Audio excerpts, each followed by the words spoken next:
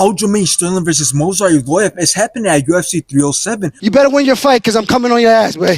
I'm coming for that ass.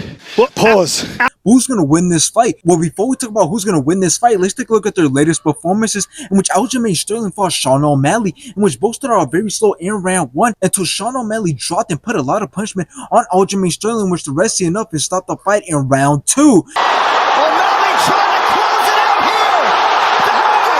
After this, Aljamain Stelring went on to fight Calvin Kattar at UFC 300, in which Aljamain Stelring took control of the whole entire fight with his wrestling, grappling, and ground game, and he ended up taking it by decision. Now let's take a look at Movsar Evloev's latest performances, in which he fought Diego Lopez, in which Diego Lopez robbed Movsar Evloev in round 1, but then Movsar Evloev brought it back, had a lot of ground control, outlanded Diego Lopez, and he ended up taking it by decision. Movsar Evloev!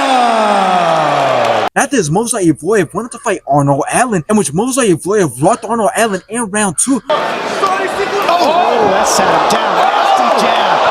Movsar Evloev's wrestling, grappling, and striking was great, won every single round, and he ended up taking it by decision. Now this fight is a 50-50 fight, and both men need to win this fight because Aljamain Stelring just entered the featherweight division and he beat Calvin Kattar by controlling the whole entire fight with his dominant wrestling and grappling, which put him into the ranks as he's now ranked number 8. So if he beat Movsar Evloev, who's ranked number 6, not only would he climb up the ranks, but he will also be seen as a very dangerous opponent for the entire division. And if Movsar wins, well then the UFC have to treat him right by either giving him the winner between Ilia Topuria and Max Holloway, or his next fight has to be for the #1 contender. So now let's talk about how this fight is going to go. Well, it doesn't get any closer than this, so it's going to be really hard to predict how this fight is going to play out, since you got Aljamain Stelring, who's known for his dominant wrestling and grappling, and the same goes for Movsar Evloev. So if the fight ever comes to that, which I believe it will, it's going to be a very competitive fight. But I believe that Movsar Evloev does have an edge when it comes to fighting on feet, since he looks to be the sharper and quicker striker. So if the majority of the fight takes place on feet, I do believe that Movsar Evloev will take the win in that realm. So in the end, my final prediction is that Movsar Evloev will do way better than Aljamain Stelring on the feet. So I do see him outperforming and outlanding